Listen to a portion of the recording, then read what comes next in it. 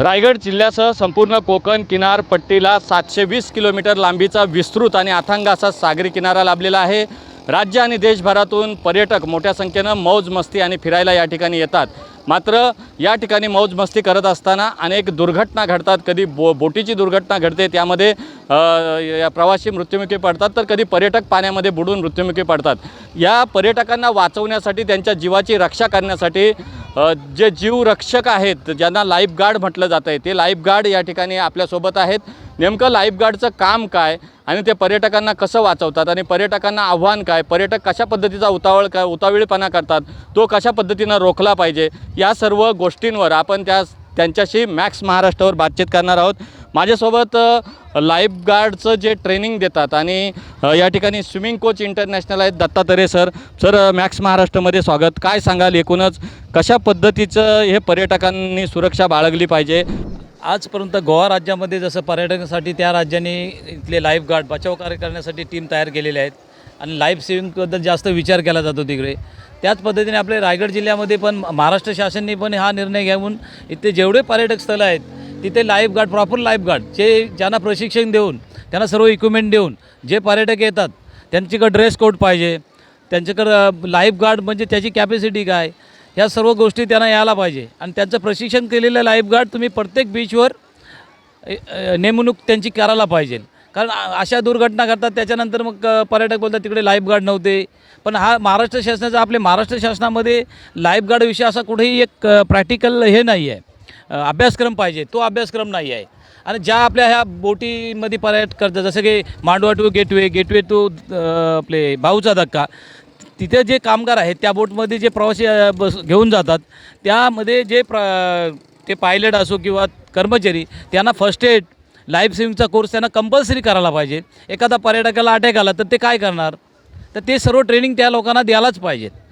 ज्या बोटीवर, त्यासाठी MRD बोर्ड जे काय आहेत ते बघतो, त्यांना ते परमिशन देतो बोटीचं, त्याही ह्या गोष्टी जेव्हा एखादा कॉन्टॅक्ट दिला जातो त्यामध्ये टर्म कंडिशन, अटी ज्या काय शर्यती आहेत ह्या मांडायला पाहिजे।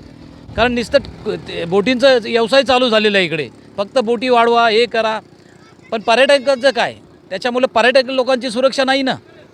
जसं आज रायगड जिल्ह्यामध्ये बघितलं तुम्ही, दिवसाभरात ऐकता अलिबाग बीचवर 2 बुडले, मुरुड बीचवर 4 बुडले, हे रोजचंच चालू आहे।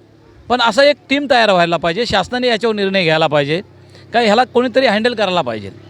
ते जर केले तर आपला महाराष्ट्र राज्य हे जे पर्यटक आहेत आणि जो पर्यटकपासून तिथल्या स्थानिकांना जो रोजगार भेटते, अजून पर्यटक तिकडे येतील। आणि इकडे रायगड जिल्ह्यामध्ये आपल्याकडे एक फॅमिली बीच पाहिजे, एक कुठले तरी असं तुम्ही सेफ्टी सुरक्षित ठिकाण असेल बीच, त्याची नेमणूक करा, तिथे फक्त फॅमिलीच जाणार। जसे गोव्यामध्ये आहेत, जसे फॉरेनचे लोक जेव्हा येतात तिथे फिरायला, तर त्यांच्यासाठी हे आहे। जसे आता मगाशी हेही सांगितलं की यांच्या पायाला लागले, जसं ही बोट आहे तिकडे पर्यटकांना तिथे अलाउड नाही, तिथे सिग्नल लागले जातात, तिथे बोर्ड लावले जातात, तर पर्यटक आहे त्या गोष्टीचं पण पालन करायला पाहिजे। त्या एरियामध्ये स्विमिंग करायची नसतो, तिथे तेही जायला नाही पाहिजे। आता सर्व शिकलेले असतात, पण असं नियमाचं बोर्ड कोण वाचायला तयार नाही। जेव्हा आम्ही बोलतो भरती ओटी आहे, ओटी असेल तर ठीक आहे, जेव्हा भरती चालू होते तो पर्यटकांनी खोल पाण्यामध्ये जाऊ नये। त्या सूचनेचा भरती ओटीचा इकडे टायमिंग वेल दिलेली असतो, जेव्हा तुम्ही समुद्रामध्ये येतात त्यात ते वाचून करून आतमध्ये प्रवेश करायला पाहिजे। पण ते पर्यटक बेधुंद्या अवस्थेमध्ये काय करतात, हे विसरून जातात, सर्व गोष्टी सेफ्टीचा फॉलोअप करत नाही, त्याच्यामुळं अशा घटना घडत राहतात। सगळ्यांना सांगतो पर्यटकांना, या पर्यटक मजा करून जा, अलिबाग बीच एकदम चांगला आहे, अजूनपर्यंत घटना घडलेली नाही आहे। अलिबाग बीचला तुम्ही पोहायचं असेल तर पोहू शकता, पोहायचं अडचण नाही, फक्त जरा कमी पाण्यात पोहा, कंबर एवढ्या पाण्यात। लाटा वगैरे असतात, लाटाच्या लहरांनी आता पाण्याचा प्रेशर जास्त असतो, जास्त पोहायला जाऊ नका। लाईफगार्डचं सायरन आहे, सायरन ऐकलात तर तुम्ही बाहेर या, सायरन तुमच्यासाठीच असतो। तुम्हाला ज्या इथं तुम्ही सगळ्यांची सुरक्षा करता, पण तुमची सुरक्षा कशी आहे? तुम्हाला इथं काय सोयीसुविधा आहे?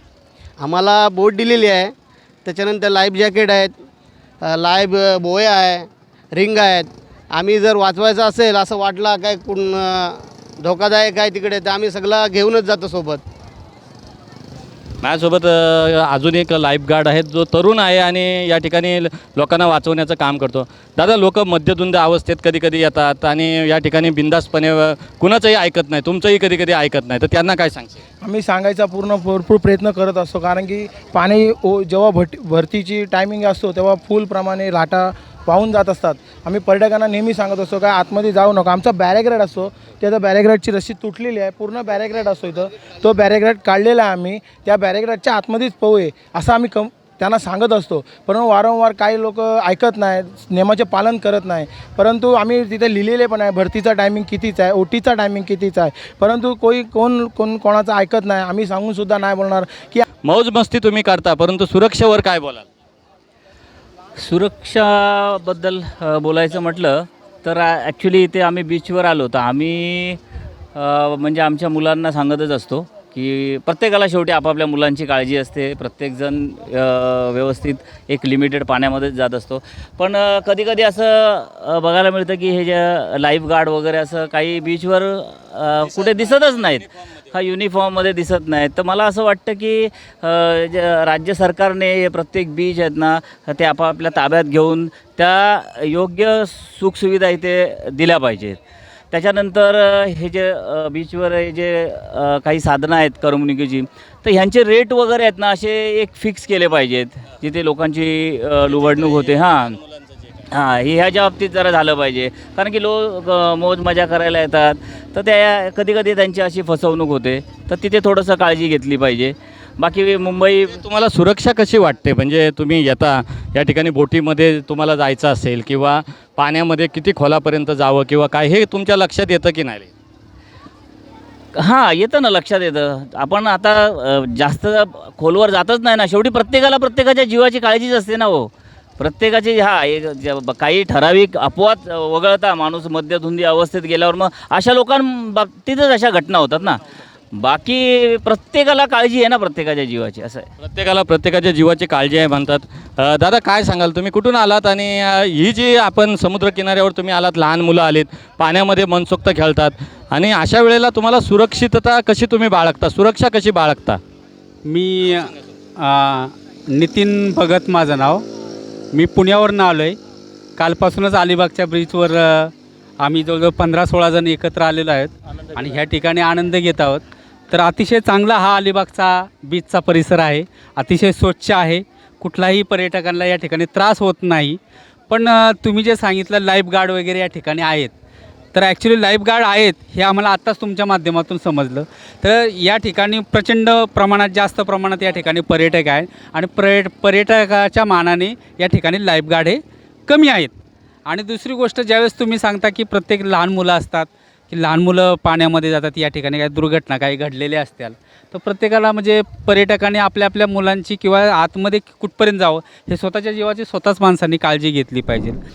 आपण या ठिकाणी लाईफगार्डची चर्चा केली, तसेच पर्यटकाची देखील चर्चा केली, इंटरनॅशनल जे जलतरण प्रशिक्षक आहेत त्यांच्याशी देखील चर्चा केली. त्याच्यातून रायगडच्या समुद्रकिनाऱ्यावर, एकूणच कोकणातल्या समुद्रकिनाऱ्यावर आणि समुद्रामध्ये ज्या दुर्घटना घडतात त्या दुर्घटना रोखण्याच्या अनुषंगानं उपाययोजना काय करता येतील, तसेच सरकारने यासाठी काय ठोस पावलं उचलली पाहिजे या संदर्भात त्या प्रत्येकानं आपापली भूमिका स्पष्ट केलेली आहे. मॅक्स महाराष्ट्रासाठी धम्मशील सावंत, रायगड, कोकण.